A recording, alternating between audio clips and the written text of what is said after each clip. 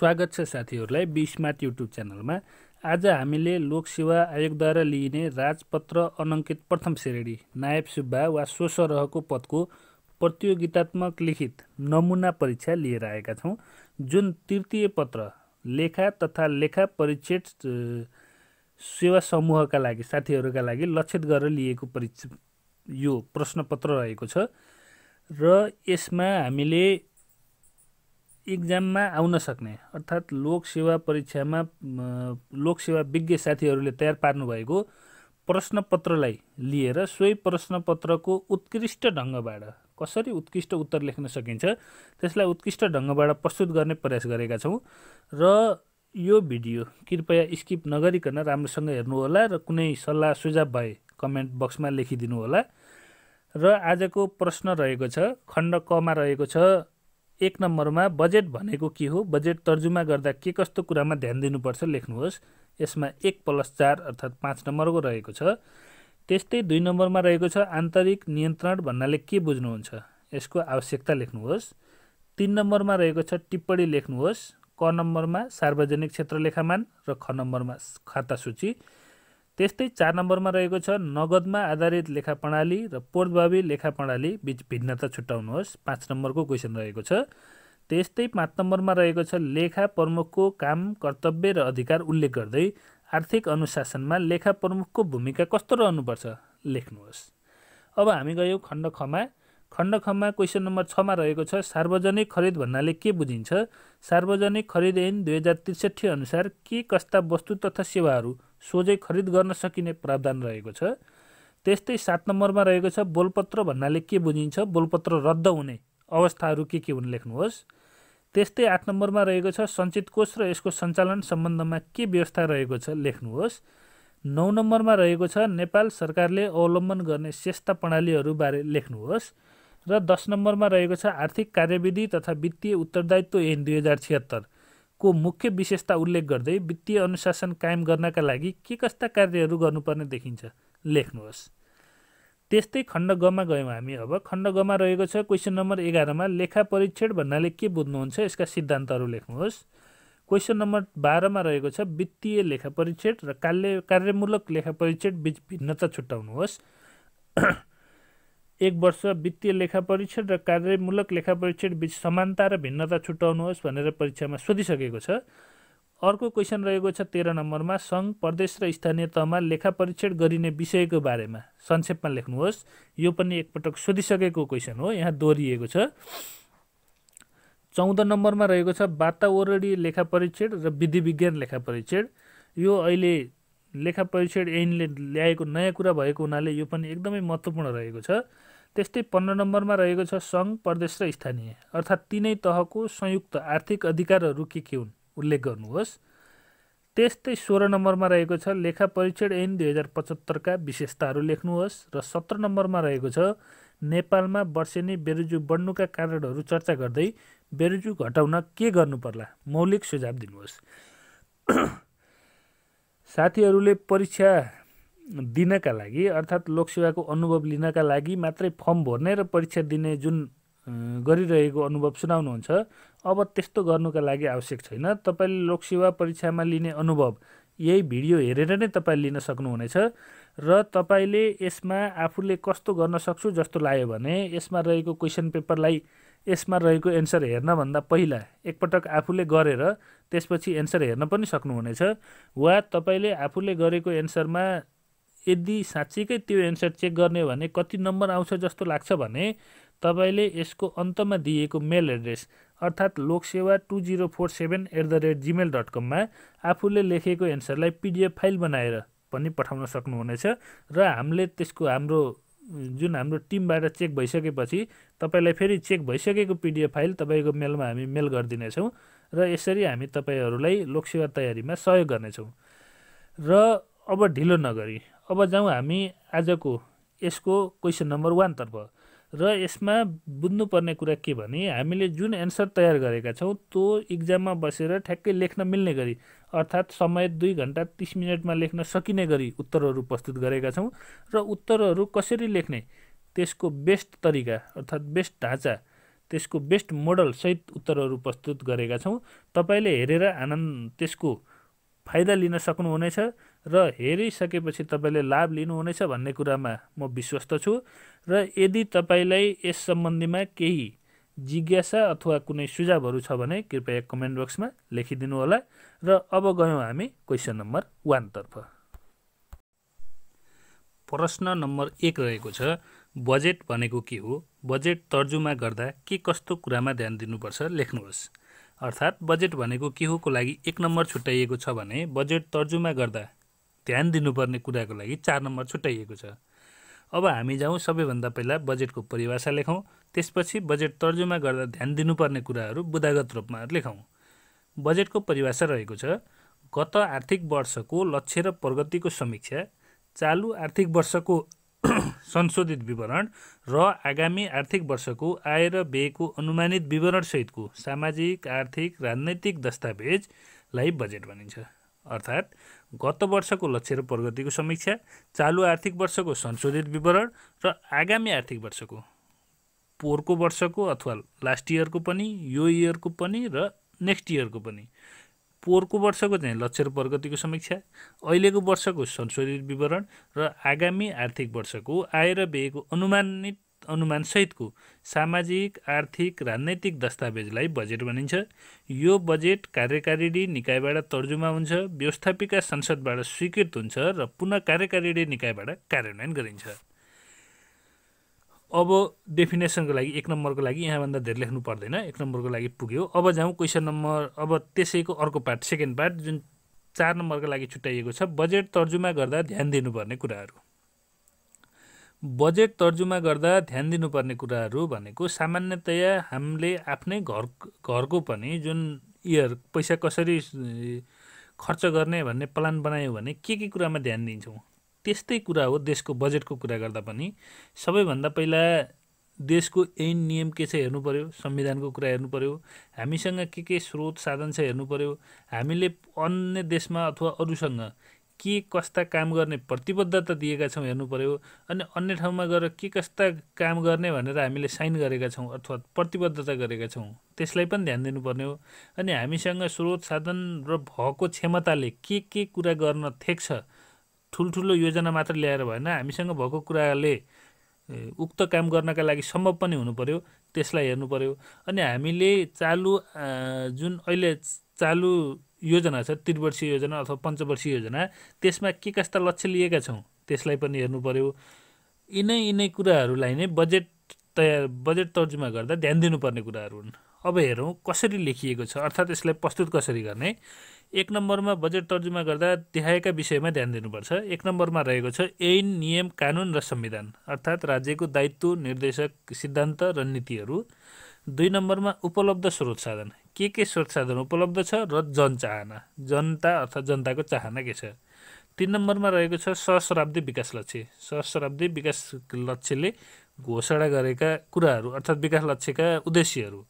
4 नम्बरमा रहेको छ आवधिक योजनाको उद्देश्य, प्राथमिकता र रणनीति, जुन अहिले चालु आवधिक योजना छ, आवधिक योजनाको उद्देश्य, प्राथमिकता र रणनीतिलाई पनि ध्यान दिनुपर्छ। त्यस्तै गरी 5 नम्बरमा रहेको छ क्षेत्रगत नीति र कार्यक्रम।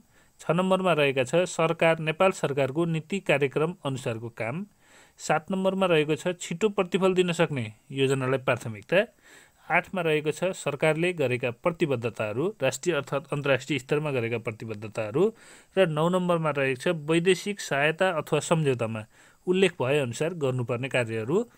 त्यस्तै रहेको छ 10 नम्बरमा बजेट चक्र, अर्थात् बजेटको कार्यान्वयन कसरी गर्ने, त्यसको अनुगमन कसरी गर्ने भन्ने कुराहरू। अर्थात् जुन बजेट कार्यान्वयन गर्न सकिन्छ त्यस्ता कुरालाई मात्रै बजेटमा ल्याउनुपर्छ, अर्थात् भावनात्मक कुराहरू जुन बजेटमा कार्यान्वयन गर्न सकिँदैन त्यस्ता कुरालाई बजेटमा ल्याउनुको कुनै अर्थ रहँदैन। उल्लेखित विषयलाई ध्यान दिई बजेट तर्जुमा गर्दा उत्कृष्ट बजेट निर्माण हुन्छ। अब हामी क्वेसन नम्बर 1 को लागि यति मात्र लेख्यौँ, किनभने हामीले क्वेसन नम्बर 1 मा धेरै लेखेर अथवा धेरै जाने तापनि हामीलाई जम्मा 5 नम्बरको क्वेसन रहेको छ, जसको लागि इक्जाममा छुट्याइएको समय भनेको 7 मिनेट अथवा 8 मिनेट हुन्छ र 8 मिनेटमा हामी योभन्दा धेरै लेख्न सक्दैनौँ। त्यसैले हामीले यसलाई छुट्याएर यति नै लेख्यौँ। क्वेसन नम्बर 1 को लागि एकदम बेस्ट एन्सर रहेको छ यो। अब जाउँ हामी क्वेसन नम्बर 2। क्वेसन नम्बर 2 मा रहेको छ आन्तरिक नियन्त्रण भन्नाले के बुझ्नुहुन्छ, यसको आवश्यकता लेख्नुहोस्। आन्तरिक नियन्त्रण भन्नाले के बुझिन्छ डेफिनेसनको लागि 1 नम्बर र यसको आवश्यकताको लागि 4 नम्बर छुट्याइएको छ। अब हामी गयौँ फर्स्ट पार्ट अर्थात् आन्तरिक नियन्त्रणको डेफिनेसन। 1 नम्बरको डेफिनेसन रहेको छ कानुनद्वारा निर्धारित प्रक्रिया पालना भए नभएको, स्रोत साधनको मितव्ययी, परोपकारी र कार्यदक्षताको हिसाबले उपयोग भए नभएको आदि विषयमा तालुक कार्यालयबाट निरन्तर रूपमा गरिने सुपरिवेक्षण र अनुगमन नै आन्तरिक नियन्त्रण हो। अर्थात् हाम्रो आन्तरिक नियन्त्रण हामीभन्दा माथिल्लो कार्यालयले गर्छ। तपाईँ जुन कार्यालयमा काम गर्नुहुन्छ तपाईँको आन्तरिक नियन्त्रण तपाईँभन्दा माथिल्लो कार्यालयबाट भइरहेको हुन्छ। तपाईँभन्दा माथिल्लो कार्यालयले तपाईँलाई दिएका निर्देशन तपाईँले पालना गर्नुभयो भएन, त्यहाँका स्रोत साधन राम्रो ढङ्गले उपयोग गर्नुभयो कि भएन, त्यहाँको स्रोत साधनको अभिलेख राख्नुभयो कि भएन, अनि दुरुपयोग गर्नुभयो कि सदुपयोग गर्नुभयो कि, परोपकारी कार्यदक्षता त्यहाँ देखाउनु भयो कि भएन भन्ने जस्ता कुराहरू आफूभन्दा माथिल्लो निकायले निरन्तर रूपमा गर्न पनि सक्छ वा छुट्टा छुट्टै रूपमा गर्न पनि सक्छ। त्यसरी गरिने सुपरिवेक्षण अथवा त्यसरी गरिने अनुगमनलाई नै आन्तरिक नियन्त्रण भनिन्छ। अब त्यसको सेकेन्ड पार्ट रहेको छ आन्तरिक नियन्त्रणको आवश्यकता किन पर्छ। आन्तरिक नियन्त्रण प्रणालीको आवश्यकता। यसलाई आन्तरिक नियन्त्रण प्रणालीको आवश्यकता अध्याय बमोजिम रहेको छ। यसलाई बुदागत रूपमा प्रस्तुत गरिएको छ। 1 नम्बर रहेको छ प्रचलित ऐन, नियम, कानुन र संविधानको पालना गर्न। 2 नम्बरमा रहेको छ कार्य सम्पादनमा मितव्ययिता, परोपकारिता, कार्यदक्षता हासिल गर्न। 3 नम्बरमा रहेको छ अनियमितता, त्रुटि, भ्रष्टाचार पत्ता लगाई आगामी दिनमा हुन नदिनका लागि। 4 नम्बरमा रहेको छ उपलब्ध स्रोत साधनको परोपकारी र अधिकतम सदुपयोग गर्नका लागि। 5 नम्बरमा रहेको छ सम्भावित जोखिम र त्रुटिहरू नियन्त्रण गर्नका लागि। 6 नम्बरमा रहेको छ जनताप्रति उत्तरदायी र जवाफदेहिता वहन गर्नका लागि। र 7 नम्बरमा रहेको छ वित्तीय प्रतिवेदनको विश्वसनीयता बढाउनका लागि।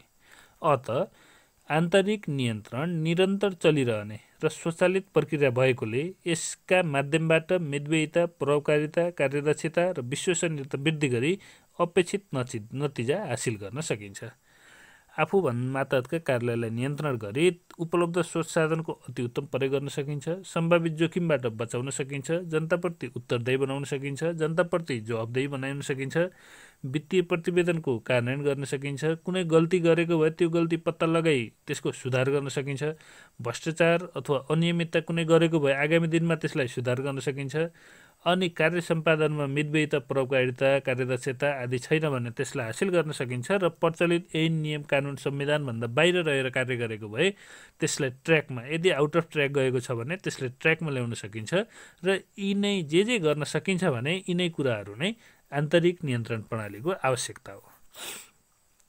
अब जाउँ क्वेसन नम्बर 3। क्वेसन नम्बर 3 मा रहेको छ टिप्पणी लेख्नुहोस्। एउटा रहेको छ सार्वजनिक क्षेत्र लेखामान र अर्को रहेको छ खाता सूची। सबैभन्दा पहिला बुझ्नुपर्ने कुरा यसमा टिप्पणी लेख्नुहोस्मा 2वटा क्वेसन गरेर जम्मा 5 नम्बर रहेको छ। अर्थात् एउटा क्वेसनको लागि 2.5 मिनट छुट्याइएको छ, जसका लागि हामीले 3 अथवा 4 मिनटभित्र लेखिसक्नुपर्ने हुन्छ र सोही अनुसार नै यहाँ उत्तर प्रस्तुत गरिएको छ। सबैभन्दा पहिला छ आन्तरिक क्षेत्र लेखामान।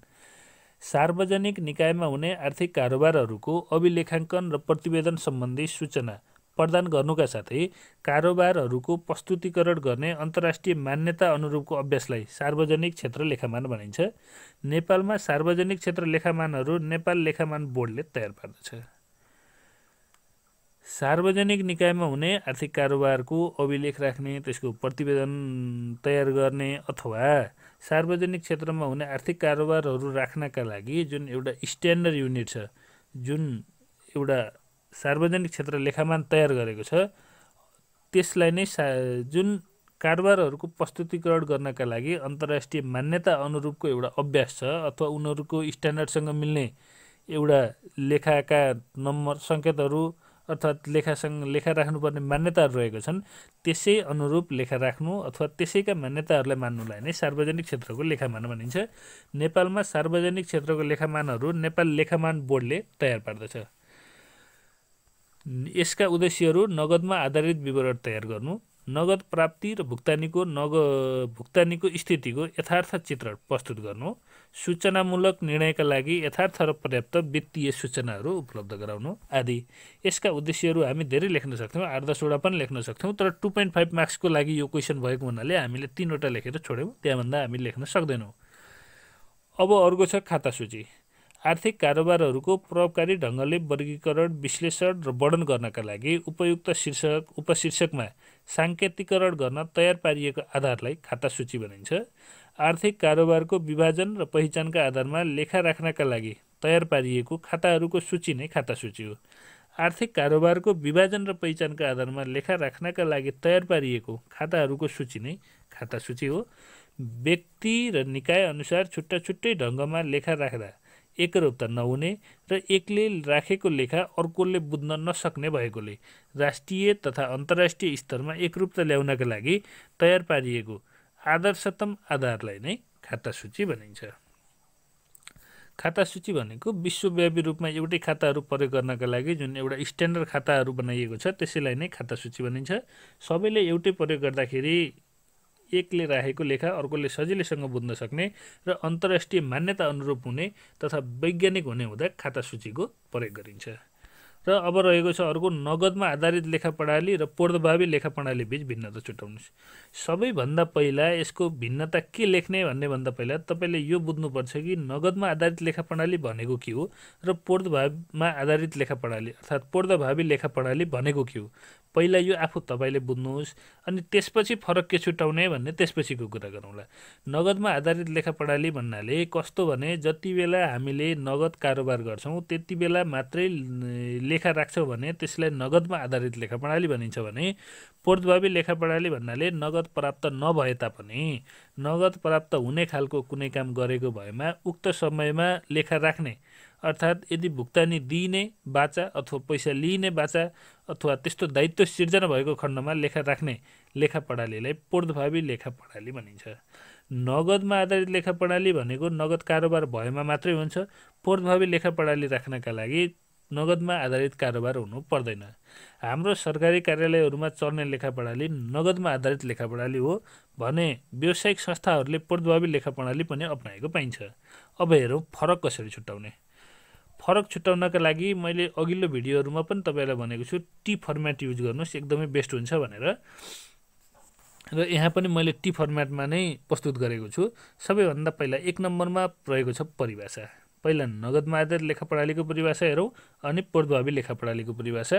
नगदमा आधारित लेखा प्रणालीको परिभाषा रहेको छ आर्थिक कारोबारमा नगद वा चेकको माध्यमबाट भुक्तानी वा प्राप्ति हुँदा मात्रै लेखा राख्ने प्रणाली अर्थात् लेखाङ्कन गर्ने लेखा प्रणालीलाई नगदमा आधारित लेखा प्रणाली भनिन्छ भने कुनै पनि आर्थिक कारोबारमा नगद वा चेकको कारोबार नभए पनि कारोबार पहिचान गरी सोही रूपमा नै लेखाङ्कन गर्ने प्रणालीलाई पूर्वभावी लेखा प्रणाली भनिन्छ। एउटा फरक छुट्यायौँ। अब जाउँ 2 नम्बरमा सरलता। नगदमा आधारित लेखा प्रणाली सजिलो लेखा प्रणाली हो भने पूर्वभावी लेखा प्रणाली नगदमा आधारित लेखा प्रणालीको तुलनामा अलि जटिल लेखा प्रणाली हो। प्रयोग गैर नाफामूलक संस्थाहरूले यसको बढी प्रयोग गर्छन्। नगदमा आधारित लेखा प्रणालीको सरकारी कार्यालयहरू गैर नाफामूलक हुन्छन्, त्यसैले यिनीहरूले यो नगदमा आधारित लेखा प्रणालीको प्रयोग गर्छन् भने जो नाफामूलक व्यापारिक संस्थाहरू छन् उनीहरूले चाहिँ पूर्वभावी लेखा प्रणालीको बढी उपयोग गर्छन्। त्यस्तै अर्को रहेको छ प्रतिवेदन। नगदमा आधारित लेखा प्रणालीले प्रतिवेदनमा छिटो र लेखा प्रणालीमा प्रतिवेदन छिटो र सजिलो तयार पार्न सक्छन् भने जसले पूर्वभावी लेखा प्रणाली अपनाएका छन् उनीहरूलाई प्रतिवेदन तयार गर्न अलिक झन्झटिलो र अलिक बढी समय लाग्ने हुन्छ। अनि अर्को रहेको छ तथ्य। यसमा रहेको प्रतिवेदनले संस्थाको यथार्थ अवस्था दिन सक्दैन। जसले नगदमा आधारित लेखा राखेको छ त्यसले यथार्थ अवस्था दिन सक्दैन, किनभने त्यसले नगदमा आधारित हुँदा मात्रै लेखा राखेको हुन्छ भन्ने जसले पूर्वभावी आधारित लेखा राखेको छ त्यसले यथार्थ अवस्था र यथार्थ चित्रलाई देखाउन सक्छ। त्यस्तै अर्को छ क्यास फ्लो स्टेटमेन्ट। कसरी हाम्रो क्यास प्रवाह भइरहेको छ भन्ने नगदमा आधारित लेखा प्रणाली राखेकोले यसलाई बनाउनु पर्दैन भने पूर्वभावी लेखा प्रणालीले यसलाई बनाउन अति जरुरी हुन्छ। त्यस्तै उपयोग रहेको छ नगदमा आधारित लेखा प्रणाली व्यावहारिक रूपमा अपूर्ण र अवैज्ञानिक मानिन्छ भने पूर्वभावी लेखा प्रणाली वैज्ञानिक रूपमा व्यावहारिक रूपमा वैज्ञानिक र उपयोगी मानिन्छ। अब गयौँ हामी क्वेसन नम्बर 5 अर्थात् लङ क्वेसन रहेको छ खण्ड क को लङ क्वेसनमा रहेको छ लेखा प्रमुखको काम कर्तव्य र अधिकार उल्लेख गर्दै आर्थिक अनुशासनमा लेखा प्रमुखको भूमिका कस्तो रहनुपर्छ लेख्नुहोस्। यो एकदमै इम्पोर्टेन्ट क्वेसन रहेको छ अहिलेको च्याप्टर अनुसार र यसमा रहेको छ लेखा प्रमुखको काम कर्तव्य र अधिकार उल्लेख गर्दै आर्थिक अनुशासनमा लेखा प्रमुखको भूमिका लेख्नुहोस्। सबैभन्दा पहिला जाउँ लेखा प्रमुखको काम कर्तव्य र अधिकार। कार्यालयमा सञ्चालन हुने आर्थिक कारोबारहरू कार्यालय प्रमुख एवं लेखा प्रमुखको संयुक्त दस्तखतबाट सञ्चालन हुन्छ। भौचरको तयारीदेखि भुक्तानीसम्म हरेक चरणमा लेखा प्रमुख सहितको संयुक्त दस्तखत रहन्छ। लेखा प्रमुखको काम कर्तव्य र अधिकार द्याय बमोजिम रहेको छ। 1 नम्बर आर्थिक प्रशासन शाखा प्रमुखको रूपमा रही सम्पूर्ण आर्थिक कारोबार एवं सम्बन्धित कार्य गर्ने। आर्थिक प्रशासनको प्रमुखको रूपमा रहने सम्पूर्ण आर्थिक प्रणाली अर्थात् आर्थिक कारोबारहरू गर्ने। 2 नम्बरमा रहेको छ साधारण बजेट तर्जुमा गर्ने। विकास बजेटको हकमा योजना र कार्यक्रम हेर्ने शाखासँग साथै अन्य आवश्यक शाखासँग समन्वय गरी तयार गर्ने। साधारण बजेट चाहिँ तर्जुमा गरिहाल्ने र विकास बजेटको हकमा योजना र कार्यक्रम हेर्ने शाखा प्रमुख अथवा शाखासँग साथै अन्य आवश्यक शाखासँग समन्वय गरी तयार पार्ने। 3 नम्बरमा रहेको छ निकास भएको रकमको खर्चको हिसाब किताब रीतिपूर्वक राख्ने र खर्चको फाँटबारी तथा आर्थिक विवरणहरू तयार पार्ने। त्यस्तै 4 नम्बरमा रहेको छ लेखा परीक्षणबाट कायम हुन आएको बेरुजुको लगत राख्ने र बेरुजु फर्स्युटका लागि आवश्यक कार्य गर्ने।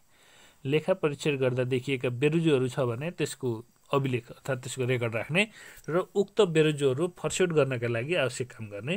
र 5 नम्बरमा रहेको छ कार्यालय प्रमुखले सुम्पेको आर्थिक कारोबार सम्बन्धी कार्य गर्ने र आर्थिक कारोबारमा कार्यालय प्रमुखलाई राय तथा सल्लाह सुझाव दिने आवश्यक। र 6 नम्बरमा रहेको छ आर्थिक विवरण एवं फाँटबारी कार्यालय प्रमुखबाट स्वीकृत गराई सम्बन्धित निकायमा पठाउने र लेखा परीक्षण गर्ने। यो हामीले लेख्यौँ लेखा प्रमुखको काम कर्तव्य र अधिकार। त्यस्तै अर्को पाठमा रहेको छ लेखा प्रमुखको भूमिका। आर्थिक अनुशासनमा लेखा प्रमुखको भूमिका। उत्तर रहेको छ वित्तीय क्षेत्रमा हुने पारदर्शिता जवाफदेहिता जिम्मेवारी बोध बेरुजु नियन्त्रण एवं फर्स्युट तथा सुशासनमा जोड ऐन कानुन नीति मापदण्डको प्रभावकारी परिपालनाको अवस्थालाई आर्थिक अनुशासन भनिन्छ। वित्तीय क्षेत्रमा हुने पारदर्शिता जवाफदेहिता जिम्मेवारी बोध बेरुजु नियन्त्रण एवं फर्स्युट तथा सुशासनमा जोड ऐन कानुन नीति मापदण्डको प्रभावकारी परिपालनाको अवस्थालाई आर्थिक अनुशासन भनिन्छ। आर्थिक अनुशासन भनेको अनुशासित तरिकाले आर्थिक हिसाब किताब सञ्चालन गर्नु हो। त्यसरी आर्थिक अनुशासनमा रहँदा लेखा प्रमुखको भूमिका कस्तो रहनुपर्छ भन्ने क्वेसनमा रहेको छ। आर्थिक अनुशासनमा लेखा प्रमुखको भूमिका द्याय बमोजिम रहेको हुन्छ। 1 नम्बर आर्थिक प्रशासन सम्बन्धी कानुनको परिपालनामा जोड दिनुपर्छ। 2 नम्बर आन्तरिक नियन्त्रण प्रणालीको प्रभावकारी कार्यान्वयन गर्नुपर्छ। 3 नम्बर तथ्य र तथ्याङ्कमा आधारित बजेट तर्जुमा गर्नुपर्छ। 4 नम्बरमा रहेको छ आम्दानी खर्च सम्पत्ति दायित्वको प्रभावकारी लेखा राख्नुपर्छ। र 5 नम्बरमा रहेको छ वित्तीय विवरण तथा फाँटबारी समयमा तयार पारी तोकिएको निकायमा उपलब्ध गराउनु पर्दछ। त्यस्तै अर्को रहेको छ आर्थिक विषयमा कार्यालय प्रमुखलाई राय दिनुपर्छ र लेखा परीक्षण गराउने र सोबाट देखिएको बेरुजुहरू फर्स्युट गरी आवश्यक कार्य गर्नुपर्छ। यो लङ क्वेसन रहेको छ त्यसैले हामीले यसको निष्कर्ष अनिवार्य रूपमा लेख्नुपर्छ। निष्कर्षमा रहेको छ आर्थिक प्रशासनको प्रमुखको रूपमा रही कार्य गर्ने लेखा प्रमुखले इमान्दार पारदर्शी जवाफदेही रही ऐन कानुन नीति मापदण्डको प्रभावकारी कार्यान्वयन गरेको खण्डमा आर्थिक प्रशासनमा देखिएको अनियमितता जालसाजी नियन्त्रण भई आर्थिक अनुशासन कायम हुने र सेवा प्रवाहमा मितव्ययी र प्रभावकारिता वृद्धि हुने भएकाले लेखा प्रमुखले इमान्दारिताका साथ आफ्नो भूमिका निर्वाह गर्नुपर्ने आजको आवश्यकता रहेको छ। अब जाउँ क्वेसन नम्बर 6 मा सार्वजनिक खरिद भन्नाले के बुझ्नुहुन्छ। सार्वजनिक खरिद ऐन 2063 अनुसार के कस्ता वस्तु तथा सेवा सोझै खरिद गर्न सकिने व्यवस्था रहेको छ। यो एकदमै महत्त्वपूर्ण क्वेसन रहेको छ। सबैभन्दा पहिला सार्वजनिक खरिद भनेको त सार्वजनिक निकायले गर्ने खरिद भइहाल्यो सोझो भाषा सामान्य भाषामा बुझ्दा। र सार्वजनिक खरिद ऐनले के भनेको छ भने अहिले वस्तु तथा सेवाको खरिदमा कडाइ गरेको छ। अर्थात् ऐन नियम पालना गर्नुपर्ने नियम राखेको छ भने कुनै वस्तु चाहिँ सोझै खरिद गर्न पनि पाउने भनेर उल्लेख गरेको छ। हो त्यस्ता सोझै खरिद गर्न पाउने वस्तुहरू तथा सेवाहरू के हुन् अर्थात् के कस्ता वस्तुका लागि सोझै खरिद गर्न पाउने प्रावधान राखेको छ भनेर क्वेसन सोधेको छ। यो 5 नम्बरको क्वेसन हो। सार्वजनिक खरिद भन्नाले के बुझिन्छ र सार्वजनिक खरिद ऐन 63 अनुसार वस्तु सेवा सोझै खरिद गर्न सकिने प्रावधान अर्थात् 2+3 अथवा 1+4 फर्मेटमा होला। यहाँ चाहिँ नम्बर लेखिएको रहेनछ, क्वेसन पेपरमा लेखिएको होला। अब जाउँ, यो 1+4 हुनुपर्छ मेरो विचारमा। र अब जाउँ सोलुसनमा। सार्वजनिक खरिद, सार्वजनिक निकायद्वारा गरिने खरिद नै सार्वजनिक खरिद हो। निकायका लागि आवश्यक मालसामान, निर्माण तथा परामर्श सेवाको खरिदहरू सार्वजनिक खरिद अन्तर्गत पर्दछ। अब अर्को पार्टमा जाउँ, सोझै खरिद गर्न सकिने वस्तु तथा सेवाहरू। सार्वजनिक खरिद ऐन 2063 अनुसार देखाएका वस्तुहरू तथा सेवाहरू सोझै खरिद गर्न सकिने प्रावधान रहेको छ। यो उक्त ऐन अनुसार नै लेख्नुपर्ने हुन्छ। 1 नम्बरमा रहेको छ मालसामान, अन्य सेवा तथा निर्माण कार्यको हकमा रु 5 लाख वा सोभन्दा कम मूल्यको, 5 लाखभन्दा कम मूल्यको छ भने सोझै खरिद गर्न सकिन्छ। 2 नम्बरमा रहेको छ आपूर्ति गर्नुपर्ने अधिकार एउटा मात्र आपूर्तिकर्तासँग भएको अवस्थामा त्यस्तो प्रोप्राइटरी मालसामान सो आपूर्तिकर्ता वा निजका आधिकारिक विक्रेता वा आधिकारिक एजेन्ट मार्फत सोझै खरिद गर्न सकिन्छ। त्यस्तै 3 नम्बरमा रहेको छ पूर्वानुमान गर्न नसकिएको कारणले सुरु सम्झौतामा समावेश हुन नसकेका अर्थात् छुट हुन गएका वस्तुहरू। र यसको निष्कर्ष रहेको छ सार्वजनिक निकायमा खरिद कार्यमा देखिएको अनियमितता र अपारदर्शिता रोकी खरिद कार्यलाई व्यवस्थित र प्रभावकारी बनाउन ल्याइएको सार्वजनिक खरिद ऐन 2063 को पालना गरी सार्वजनिक खरिद व्यवस्थित गर्नु आजको आवश्यकता हो। अब हामी गयौँ अर्को क्वेसनमा अर्थात् क्वेसन नम्बर 7 मा। क्वेसन नम्बर 7 रहेको छ बोलपत्र भन्नाले के बुझ्नुहुन्छ? बोलपत्र रद्द हुने अवस्थाहरू के हुन् लेख्नुहोस्। बोलपत्र रद्द अर्थात् बोलपत्र अस्वीकृत हुने, के कस्तो अवस्थामा बोलपत्र अस्वीकृत हुन्छ र बोलपत्र भनेको के हो? दुईटा क्वेसन रहेको छ 1+4 फर्मेटमा अर्थात् बोलपत्र भन्नाले के बुझ्नुहुन्छ का लागि 1 नम्बर रहेको छ, जसको उत्तर रहेको छ सार्वजनिक निकायले खरिदका लागि प्रकाशन गरेको सूचना अनुसार सो निकायले तोकेको ढाँचामा बोलपत्र दाताले पेश गरेका मूल्य खुल्ने कागजात, प्रस्ताव, परिणाम र दररेट खुल्ने, मूल्य खुल्ने भन्नाले प्रस्ताव, परिणाम र दररेट खुलेको कागजातलाई बोलपत्र भनिन्छ। बोलपत्र रद्द हुने अवस्थाहरू अर्थात् कसैले पेश गरेको बोलपत्र अस्वीकृत भयो अथवा रद्द हुने, के अवस्थामा अस्वीकृत अथवा रद्द हुन्छ भन्ने कुरा एउटै हो। त्यस्ता अवस्थाहरू रहेका छन्। 1 नम्बरमा बोलपत्र सिलबन्दी नभई आएको अवस्थामा, सिलबन्दी नभइकन आएको अवस्थामा बोलपत्र रद्द गरिन्छ। 2 नम्बरमा रहेको छ बोलपत्र म्यादभित्र पेश नभएको अवस्थामा, यो त सामान्य कुरा भयो, समयभित्र आएन भने त्यसलाई रद्द गरिन्छ।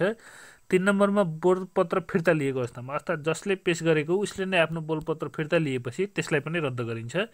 र 4 नम्बरमा आपसमा मिलोमेतो गरी बोलपत्र दाखिला गरेको अवस्थामा, पैसा कम देखाउनलाई अर्थात् पैसा सम्बन्धी गलत नियतले पैसा सम्बन्धी कारोबार गर्नका लागि मिलिजुली अर्थात् त्यहाँका कर्मचारीहरूसँग मिलेर बोलपत्र पेश गरेको छ भने त्यो पनि सिधै रद्द गरिन्छ। अनि नक्कली र काल्पनिक कागजपत्र पेश भएको अवस्थामा, सक्कली कागजपत्र देखाउन नसकी नक्कली कागजपत्र पेश गरेर बोलपत्र हालेको छ भने पनि त्यो पनि रद्द गरिन्छ।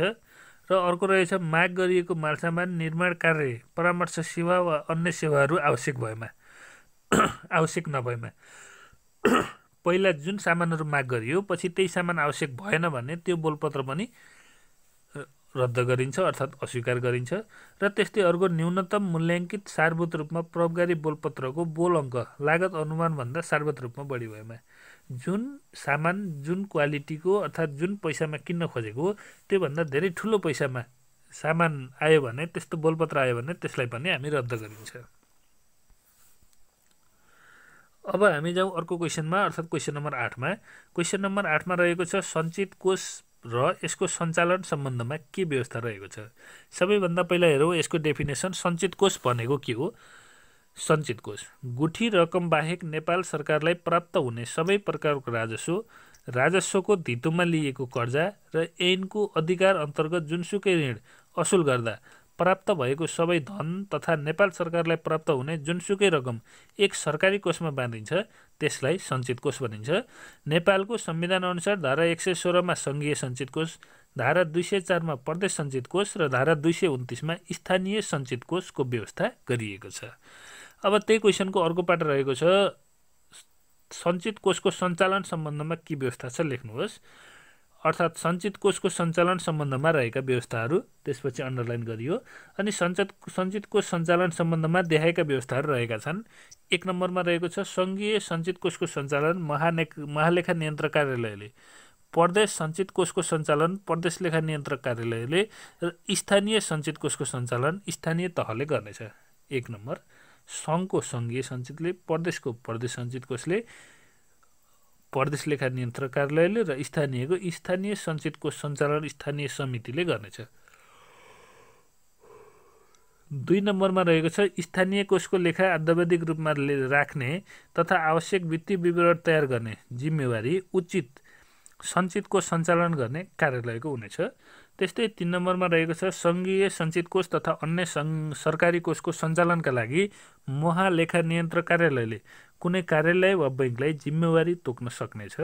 त्यस्तै 4 नम्बरमा रहेको छ सञ्चित कोष सरकारको ढुकुटी भएकोले यसको सञ्चालनमा स्पष्ट कानुन बमोजिम मितव्ययी प्रभावकारी एवं दक्षतापूर्वक गर्नुपर्छ।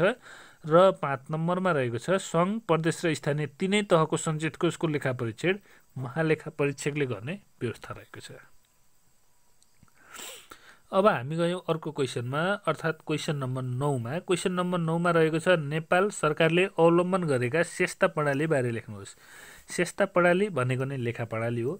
लेखा प्रणाली भनेको के हो भने कुनै पनि वस्तुमा प्राप्त अथवा आम्दानी कसरी भयो, अर्थात् पैसा कसरी प्राप्त भयो, त्यसको उपयोग कसरी भइरहेको छ र त्यसको खर्च गरिसकेपछि बाँकी कति रहेको छ त्यसको वैज्ञानिक ढङ्गले अभिलेख राख्ने कार्यालय नै स्यस्ता प्रणाली भनिन्छ। नेपाल सरकारले हाल 3वटा स्यस्ता प्रणाली अवलम्बन गरेको छ। जिन्सी स्यस्ता प्रणाली, राजस्व स्यस्ता प्रणाली र दरौटी स्यस्ता प्रणाली। जिन्सी स्यस्ता प्रणाली भनेको जिन्सी सामान कसरी आयो, कसरी उपयोग भएको छ र खर्च भएपछि कति बाँकी छ त्यसको अभिलेख राख्ने प्रणाली हो। राजस्व स्यस्ता प्रणाली भनेको राजस्व कति आयो, कुन शीर्षकमा खर्च भइरहेको छ र बाँकी राजस्व कति छ त्यसको अभिलेख राख्ने प्रणाली हो भने दरौटी स्यस्ता प्रणाली भनेको नि सेम तरिका हो। अर्थात् दरौटी कति आयो अनि सदस्या गर्नुपर्ने अथवा पुनर्फिर्ता गर्नुपर्ने कति छ त्यसको अभिलेख राख्ने प्रणाली हो। अब जाउँ सबैभन्दा पहिला जिन्सी स्यस्ता प्रणालीको डेफिनेसनमा। कुनै पनि सङ्घ संस्था कार्यालय वा निकायले गर्ने जिन्सी मालसामानको आम्दानी वा प्राप्ति, खर्च वा उपयोग साथै बाँकीको अभिलेख राख्ने विधि, प्रक्रिया, तौरतरिका, मान्यता र व्यवहारको समग्रतालाई जिन्सी स्यस्ता प्रणाली भनिन्छ। त्यस्तै 2 नम्बरमा रहेको छ कुनै पनि सङ्घ संस्था कार्यालय वा निकायले प्राप्त गर्ने राजस्वको प्राप्ति, खर्च वा उपयोग र राजस्वको अभिलेख राख्ने साथै राजस्वलाई राजस्व सङ्कलन तथा वर्गीकरण अनुरूप दाखिला गर्ने र सोको हिसाब राख्ने प्रतिवेदन गर्ने सम्मको समष्टिगत कार्यालय राजस्व स्यस्ता प्रणाली भनिन्छ। त्यस्तै 3 नम्बरमा रहेको छ धरौटी स्यस्ता प्रणाली, अर्थात् कुनै काम टुङ्गो नलागेसम्म सुरक्षण बापत राखिएको रकमलाई धरौटी भनिन्छ। धरौटी रकम सम्बन्धित व्यक्तिलाई तोकिएको कार्य वा शर्त पुरा गरेपछि फिर्ता दिनुपर्ने जमानत बापतको रकम हो। सरकारी कार्यालयको हकमा यो रकम सरकारी कोषमा रहे तापनि सरकारी राजस्व भने होइन। कार्यालयमा प्राप्त हुन आउने धरौटी रकम त्यसमा तोकिएको खातामा प्रविष्टि, सदरसाहा तथा धरौटी फिर्ता र बाँकीको अभिलेख राख्ने सम्मको समष्टिगत कार्यलाई धरौटी स्यस्ता प्रणाली भनिन्छ। नेपाल सरकारले अवलम्बन गर्ने स्यस्ता प्रणाली भनेको 3वटा हो, राजस्व, जिन्सी र धरौटी स्यस्ता प्रणाली, र हामीले त्यसको बारेमा छोटो 3वटैको बारेमा वर्णन गऱ्यौँ। र अब हामी जान्छौँ अर्को क्वेसनमा, अर्थात् क्वेसन नम्बर 10मा। क्वेसन नम्बर 10मा रहेको छ आर्थिक कार्यविधि तथा वित्तीय उत्तरदायित्व ऐन 2076 को मुख्य विशेषता उल्लेख गर्दै वित्तीय अनुशासन कायम गर्नका लागि के कस्ता कार्यहरू गर्नुपर्ने देख्नुहुन्छ लेख्नुहोस्। यो पनि 2 पार्टमा रहेको छ क्वेसन। क्वेसन नम्बर 1 मा मुख्य विशेषताहरू वित्तीय उत्तरदायित्व ऐनका, र क्वेसन नम्बर 2 मा रहेको छ अनुशासन कायम गर्नका लागि वित्तीय अनुशासन कायम गर्नका लागि गर्नुपर्ने कार्यहरू। पहिला जाउँ पार्ट 1 मा। आर्थिक कार्यविधि तथा वित्तीय उत्तरदायित्व ऐन 2076 का विशेषताहरू, जसमा लेखिएको छ सङ्घीय संसदले आर्थिक कार्यविधि ऐनलाई खारेज गरी मिति 2076 साल 6 महिना 24 मा आर्थिक कार्यविधि तथा वित्तीय उत्तरदायित्व ऐन 2076 जारी गरेको हो। यसको प्रमुख उद्देश्य सङ्घीय वित्तीय व्यवस्थापन प्रणालीलाई जिम्मेवार, जवाफदेही, पारदर्शी, नतिजामूलक तथा उत्तरदायित्व बनाउनु हो। समष्टिगत रूपमा आर्थिक स्थायित्व कायम गर्नु हो। यसको विशेषताहरू रहेका छ आर्थिक कार्यविधि तथा वित्तीय उत्तरदायित्व ऐन 2076 को मुख्य विशेषता देय बमोजिम रहेको छ। 1 नम्बर, लेखा उत्तरदायी अधिकृत प्रशासकीय प्रमुखको रूपमा कार्यरत सचिवलाई तोकेको छ। लेखा उत्तरदायी अधिकृत भनेर प्रशासकीय प्रमुखको रूपमा कार्यरत सचिवलाई तोकेको छ। 2 नम्बरमा रहेको छ योजना आयोगले आवधिक योजनाको आधारमा प्रत्येक आर्थिक वर्षमा 3 वर्षको अवधिको मध्यमकालीन खर्च संरचना अर्थात् MTF तयार गर्नुपर्ने व्यवस्था रहेको छ। 3 नम्बरमा रहेको छ अर्थ मन्त्रालयको पूर्व सहमति बेगर कुनै पनि कार्यालयको बहुवर्षीय दायित्व सिर्जना हुने गरी खर्चको प्रतिबद्धता जनाउन पाइँदैन। अर्थ मन्त्रालयको पूर्व सहमति बेगर कुनै पनि कार्यालयले बहुवर्षीय दायित्व सिर्जना हुने गरी खर्चको प्रतिबद्धता जनाउन नपाइने व्यवस्था रहेको छ। अर्थ मन्त्रालयको स्वीकृति लिनै पर्छ। र 4 नम्बरमा रहेको छ प्रशासनिक खर्च बेहोर्नका लागि घाटा बजेट पेश गर्न पाइँदैन। प्रशासनिक खर्च अर्थात् चालु खर्च बेहोर्नका लागि घाटा बजेट पेश गर्न नपाइने व्यवस्था रहेको छ भने 5 नम्बरमा रहेको छ रकमान्तर तथा स्रोत अन्तरको अधिकार अर्थ मन्त्रालयलाई मात्र रहनेछ। कुनै आयोजनाको रकम अन्तर गर्नु परेमा, रकम सार्नु परेमा अर्थात् कुनै स्रोत रकम प्राप्तिका स्रोतहरूलाई सार्नु परेमा त्यसको अधिकार अर्थ मन्त्रालयमा मात्रै रहने गरी राखिएको छ। त्यस्तै पुँजीगत खर्चका लागि विनियोजन भएको रकम चालु खर्चमा प्रयोग गर्न नपाइने व्यवस्था रहेको छ। हामीसँग 2 किसिमका बजेटहरू रहेका छन्, पुँजीगत बजेट र चालु बजेट। अर्थात् पुँजीगत खर्चका लागि छुट्याइएको बजेट चालु खर्चमा प्रयोग गर्न नपाइने व्यवस्था रहेको छ। त्यस्तै अर्को रहेको छ राजस्व रकम प्राप्त भएको सोही दिन र कुनै पनि कार्यालयमा राजस्व रकम प्राप्त भएको सोही दिन नै ब्याङ्क दाखिला गर्नुपर्ने व्यवस्था रहेको छ। यदि कुनै कारणवश सोही दिन दाखिला गर्न नसकेमा भोलिपल्ट बिहान दाखिला गर्नुपर्ने र जिन्सी मालसामान भए 7 दिनभित्र यथास्थानमा दाखिला गर्नुपर्ने व्यवस्था रहेको छ। त्यस्तै अर्को नम्बर रहेको छ 7 नम्बरमा रहेको छ कारोबारमा को लेखा ठिकसँग राखे नराखेको कारणबाट। कारोबारको लेखा राख्दा ठिकसँग लेखा नराखेको कारणबाट नेपाल सरकारलाई कुनै किसिमको हानि नोक्सानी भएमा वा क्षति हुन गएमा जिम्मेवार व्यक्तिबाट असुल गराउन सकिने व्यवस्था रहेको छ। त्यस्तै 8 नम्बरमा रहेको छ अनिवार्य आन्तरिक लेखा परीक्षणको व्यवस्था गरेको छ। लेखा परीक्षण पहिला जुन नाम मात्रैको थियो अर्थात् कसैले आन्तरिक लेखा परीक्षण नगरेर सिधै बाह्य लेखा परीक्षण गर्ने चलन थियो, त्यसलाई चाहिँ यो नियमले हटाएको छ। यसले आन्तरिक लेखा परीक्षणलाई अनिवार्य गराएको छ। त्यस्तै 9 नम्बरमा रहेको छ कुनै अधिकारीलाई प्राप्त अधिकार मध्ये मिना दिने र योजना स्वीकृत गर्ने बाहेकका अन्य अधिकार प्रत्यायोजन गर्न सकिने व्यवस्था गरेको छ। अब हामी जान्छौँ त्यही क्वेसनको सेकेन्ड पार्ट अर्थात् वित्तीय अनुशासन कायम गर्नका लागि गर्नुपर्ने महत्त्वपूर्ण कुराहरू। पहिला सानो डेफिनेसन अर्थात् सानो परिचय दिन्छौँ। वित्तीय अनुशासन भनेको के हो? सार्वजनिक वित्तको आय, व्यय र बाँकीको अभिलेख साथै उपयोगमा अनुशासित भई कार्य गर्नेलाई वित्तीय अनुशासन भनिन्छ। सार्वजनिक वित्तको आय, व्यय र बाँकीको अभिलेख राख्ने साथै सार्वजनिक वित्तको उपयोग गर्दा अनुशासित भई उपयोग गर्ने कार्यलाई सार्वजनिक वित्तमा वित्तीय अनुशासन भनिन्छ। यो सार्वजनिक वित्त व्यवस्थापनको महत्त्वपूर्ण अङ्ग हो।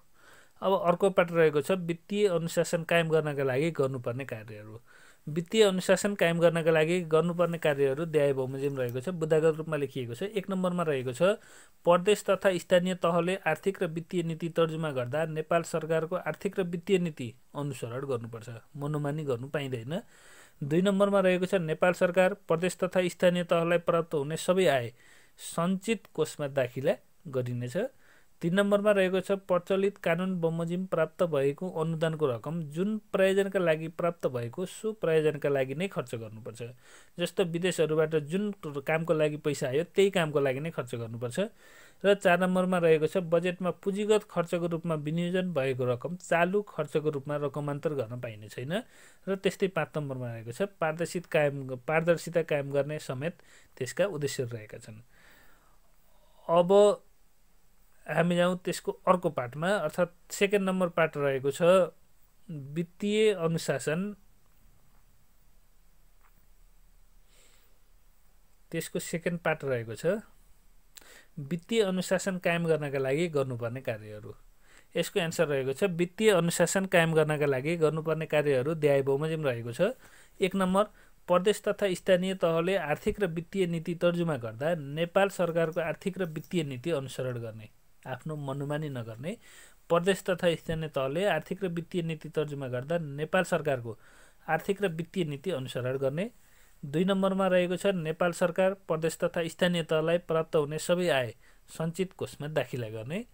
3 नम्बरमा रहेको छ प्रचलित कानुन बमोजिम प्राप्त भएको अनुदानको रकम जुन प्रयोजनका लागि उपयोग अर्थात् जुन प्रयोजनका लागि विनियोजन भएको हो सही प्रयोजनका लागि मात्रै खर्च गर्ने। त्यस्तै 4 नम्बरमा रहेको छ बजेटमा पुँजीगत खर्चको रूपमा विनियोजन भएको रकम चालु खर्चमा रकमान्तर नगर्ने।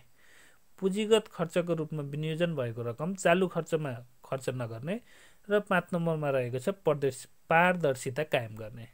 त्यस्तै 6 नम्बरमा रहेको छ नेपाल सरकार प्रदेश तथा स्थानीय तहले आय व्ययको वर्गीकरण तथा लेखाङ्कन महालेखा नियन्त्रकको कार्यालयको सिफारिसमा महालेखा परीक्षकको कार्यालयबाट स्वीकृत भए बमोजिम गर्ने।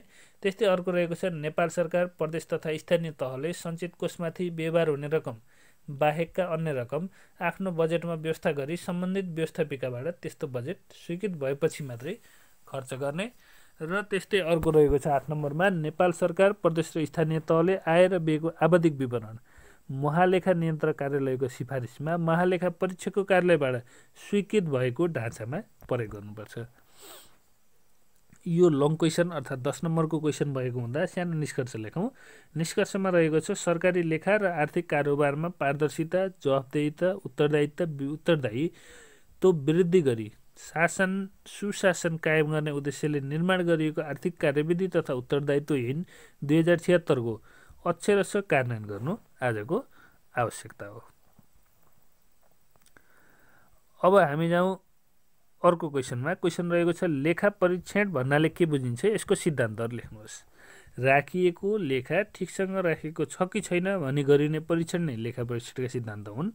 लेखा परीक्षण हो भने लेखा परीक्षण गर्दा अपनाइने मूल्य विधि मान्यता नियमहरूलाई नै लेखा परीक्षणका सिद्धान्तहरू हुन्। अब हेरौँ इक्जाममा कसरी लेख्ने।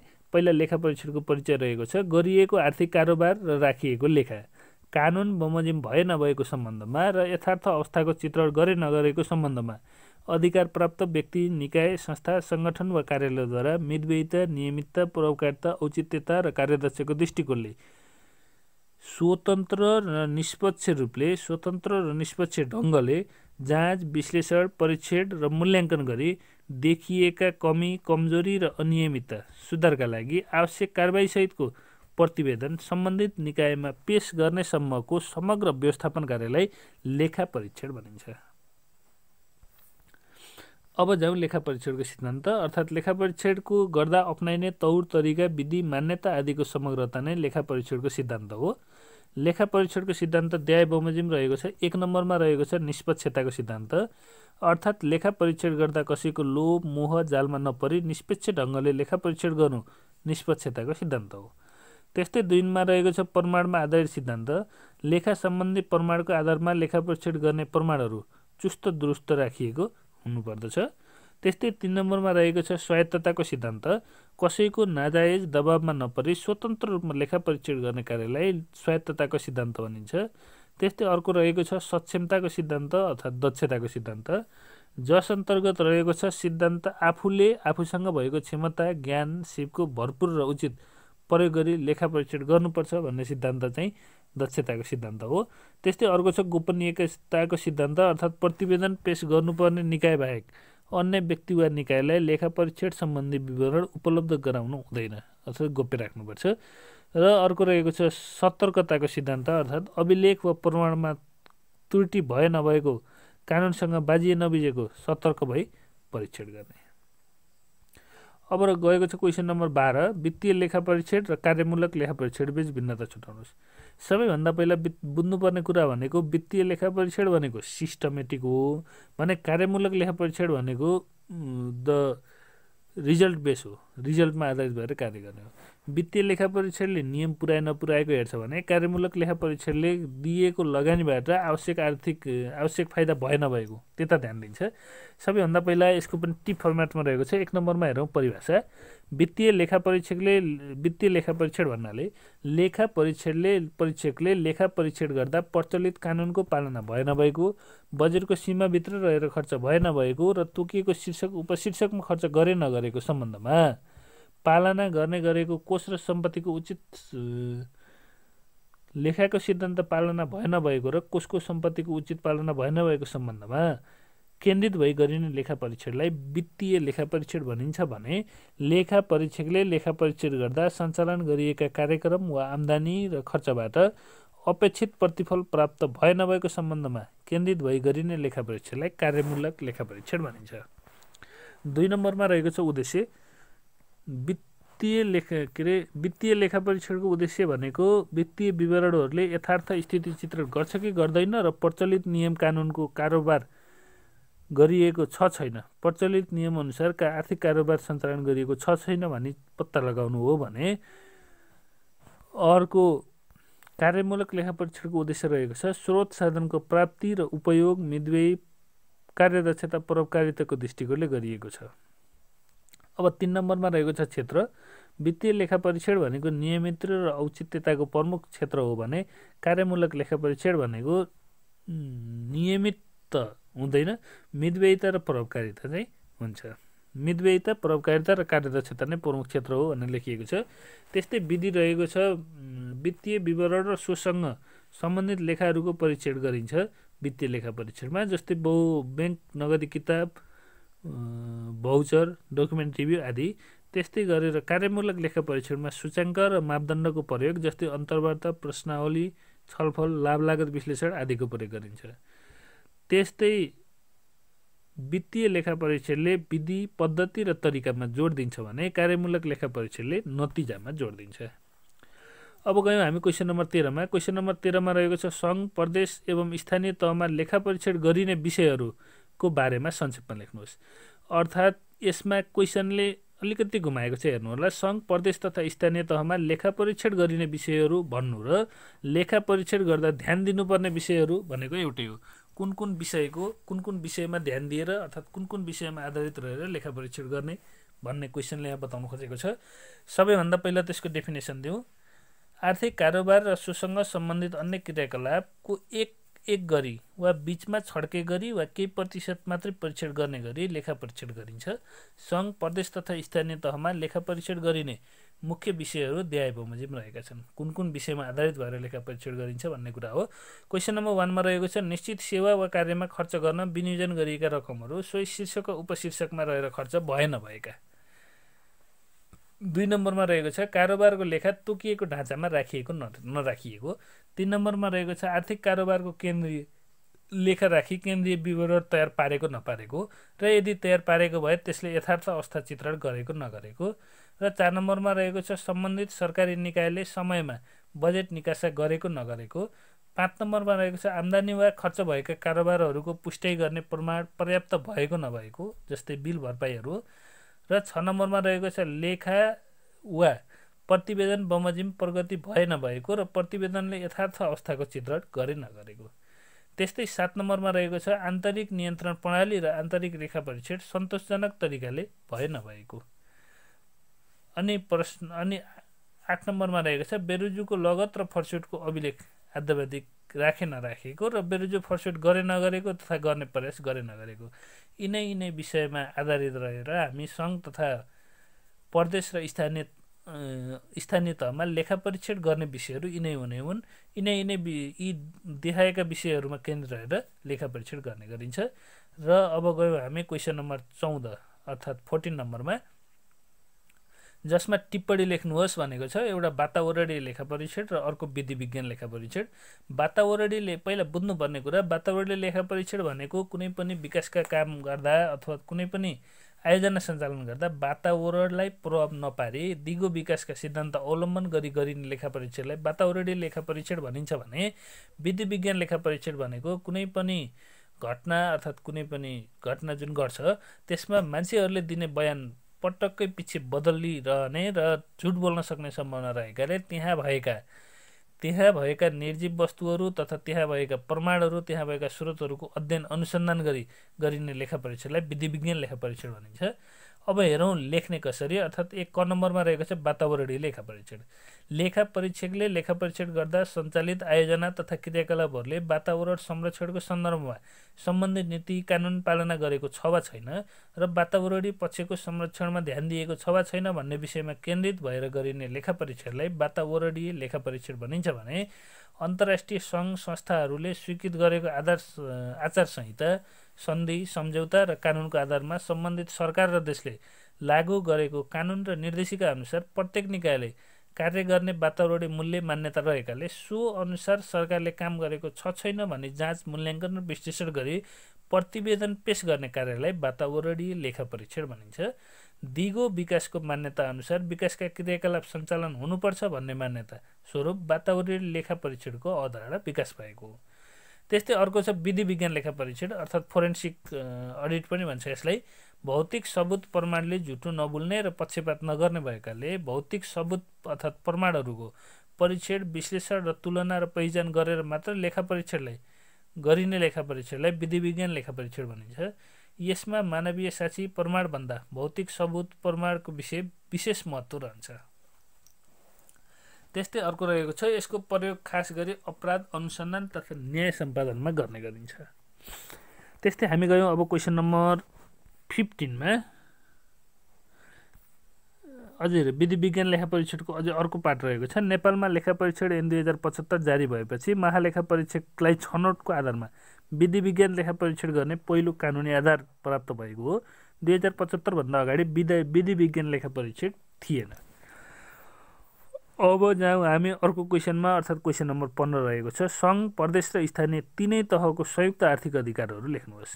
अर्थात् सङ्घले पनि प्राप्त गर्न सक्ने अधिकार, स्थानीयले पनि र प्रदेशले पनि।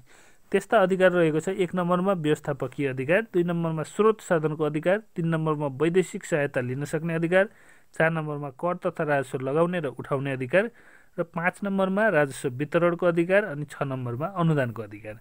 सबैभन्दा पहिला हेरौँ व्यवस्थापकीय एवं नियमन अधिकार भनेको के हो, जसमा रहेको छ सङ्घ, प्रदेश र स्थानीय तहले आफ्नो अधिकारभित्रको विषयमा कानुन बनाउने, वार्षिक बजेट बनाउने, निर्णय गर्ने र नीति योजना तयार पार्ने, कार्यान्वयन गर्ने अधिकार रहन्छ। यसलाई नै व्यवस्थापकीय अर्थात् नियमन अधिकार भनिन्छ। 2 नम्बरमा रहेको छ स्रोत साधनगत अधिकार, अर्थात् सङ्घ, प्रदेश र स्थानीय तहले प्राकृतिक स्रोतको प्रयोग र विकासबाट प्राप्त लाभको समन्वयिक वितरणको व्यवस्था गर्नुपर्ने हुन्छ। यसलाई नै स्रोत साधनगत अधिकार भनिन्छ। त्यस्तै 3 नम्बरमा रहेको छ वैदेशिक सहायता वा ऋण लिने अधिकार। वैदेशिक सहायता वा ऋण लिने अधिकार नेपाल सरकारको हुने साथै सङ्घ, प्रदेश र स्थानीय तहको बजेट, घाटा व्यवस्थापन तथा अन्य वित्तीय अनुशासन नेपाल सरकारले निर्धारित गरे बमोजिम हुने संवैधानिक व्यवस्था रहेको छ। त्यस्तै अर्को रहेको छ कर तथा राजस्व लगाउने र उठाउने अधिकार। सङ्घ, प्रदेश र स्थानीय तहले आफ्नो अधिकार क्षेत्रभित्रका विषयमा कर लगाउन तथा राजस्व उठाउन सक्नेछन्। त्यस्तै 5 नम्बरमा रहेको छ राजस्व वितरणको अधिकार, अर्थात् सङ्घ, प्रदेश र स्थानीय तहले सङ्कलन गरेको राजस्वको वित्तीय हस्तान्तरण र राजस्व बाँडफाँड संविधानमा व्यवस्था भए बमोजिम हुनेछ। त्यस्तै अर्को छ अनुदानको अधिकार, अर्थात् नेपाल सरकारले प्रदेश र स्थानीय तहलाई खर्चको आवश्यकता र राजस्वको क्षमताको आधारमा वित्तीय समानीकरण अनुदान वितरण गर्नेछ। त्यसैले अर्थात् सङ्घ, प्रदेश र स्थानीय तह सबैले आफ्नो अधिकार प्रयोग गरेमा समृद्ध नेपाल, सुखी नेपालीको नारा छिट्टै नै साकार हुने देखिन्छ। अब हामी गयौँ क्वेसन नम्बर 16 मा अर्थात् आजको सेकेन्ड लास्ट क्वेसनमा। आजको सेकेन्ड लास्ट क्वेसन रहेको छ लेखा परीक्षण ऐन 2075 को मुख्य विशेषताहरू लेख्नुहोस्। लेखा परीक्षण ऐन 2075 अहिले हाम्रो सिलेबसमा राखेको छ र पढ्नुपर्ने छ। त्यसका मुख्य विशेषताहरू लेख्नुहोस् क्वेसन रहेको छ। लेखा परीक्षण ऐन 2075 को मुख्य विशेषताहरू। 1 नम्बर महालेखा परीक्षकबाट लेखा परीक्षण हुने निकायको बारेमा स्पष्ट व्यवस्था रहेको। महालेखा परीक्षकले लेखा परीक्षण गर्ने निकायको बारेमा स्पष्ट व्यवस्था गरेको छ, पहिलो विशेषता। दोस्रो विशेषता रहेको छ महालेखा परीक्षकले कुनै एकै छनौट गरी आर्थिक कारोबार र सुसँग सम्बन्धित अन्य क्रियाकलाप एक गरी वा बीचबीचमा छड्के गरी वा केही प्रतिशत मात्र परीक्षण गर्ने गरी लेखा परीक्षकको तरिका, क्षेत्र र अवधि तोक्न सक्ने अधिकार प्रदान गरेको छ।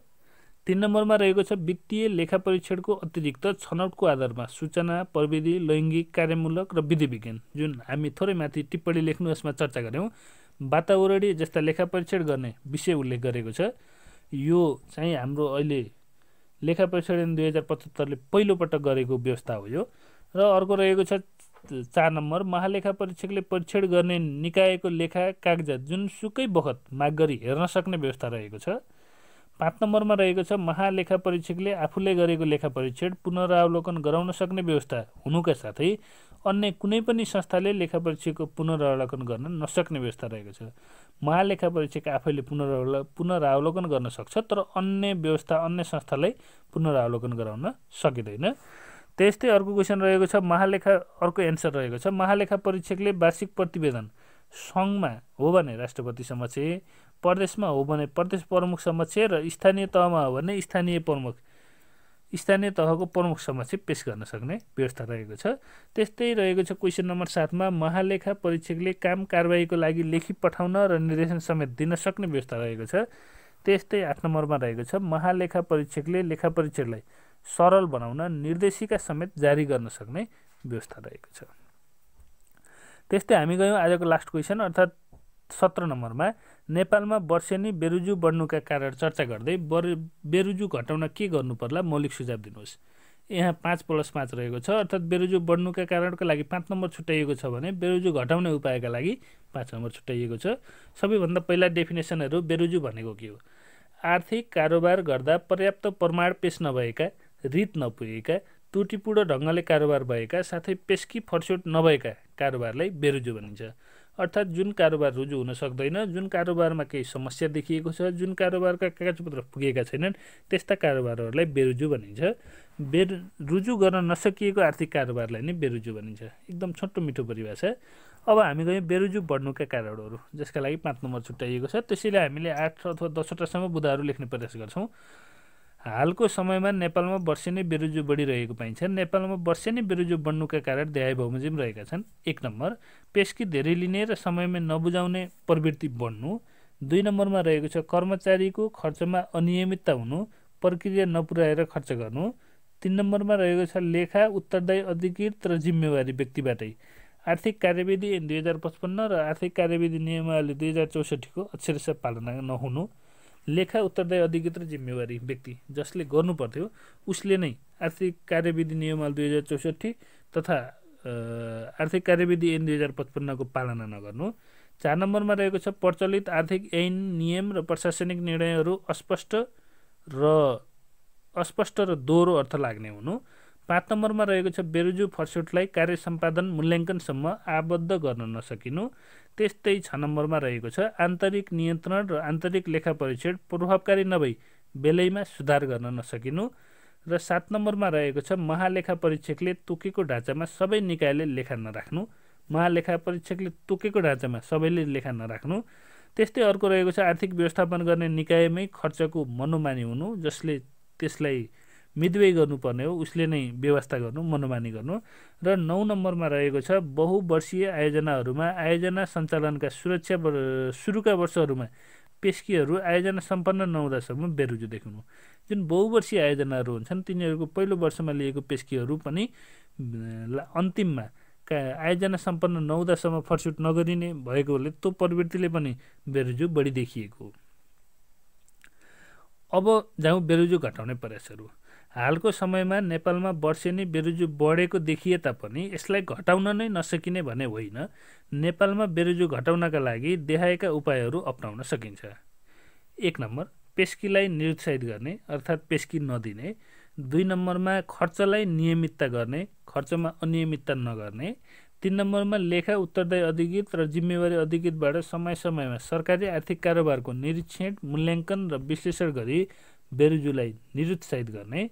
4 नम्बरमा रहेको छ प्रचलित आर्थिक ऐन नियम आदेश निर्देशन सिद्धान्तको अक्षरशः पालना गर्ने। 5 नम्बरमा रहेको छ बेरुजुलाई कर्मचारीको कार्यालय सम्पादनसँग आबद्ध गर्ने अर्थात् जोड्ने। 6 नम्बरमा रहेको छ आन्तरिक लेखा परीक्षण प्रभावकारी बनाउने। 7 नम्बरमा रहेको छ बेरुजु फर्स्योट भए नभएको अनुगमन गर्ने।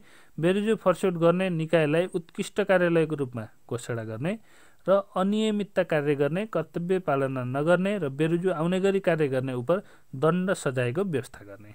निष्कर्ष रहेको छ बेरुजु बढ्नु भनेको सरकारी कोषको दुरुपयोग बढ्नु हो। यो राज्यका लागि राम्रो होइन।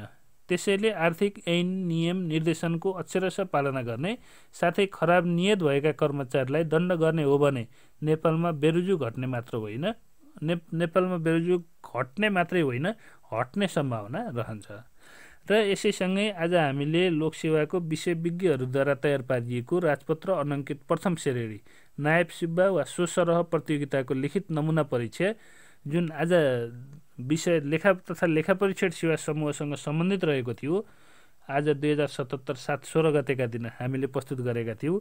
यसको उत्तरहरू सम्पूर्ण हामीले प्रस्तुत गरिसकेका छौँ र तपाईँले त्यो हेरिसकेपछि तपाईँले पनि यस भिडियोबाट फाइदा लिनुभयो होला भन्ने हामीले अनुमान गरेका छौँ र यदि तपाईँलाई कुनै कन्फ्युजन छ अथवा तपाईँले कुनै सुझाव दिन चाहनुहुन्छ भने कृपया कमेन्ट बक्समा लेखिदिनु होला र राम्रो छ भने राम्रो लेखिदिनु होला, नराम्रो छ भने सुधार गर्नुपर्ने ठाउँहरू कमेन्ट बक्समा लेखिदिनु होला र हाम्रो भिडियोलाई लाइक, कमेन्ट, सब्सक्राइब गर्न र सेयर गर्न नभुल्नुहोला।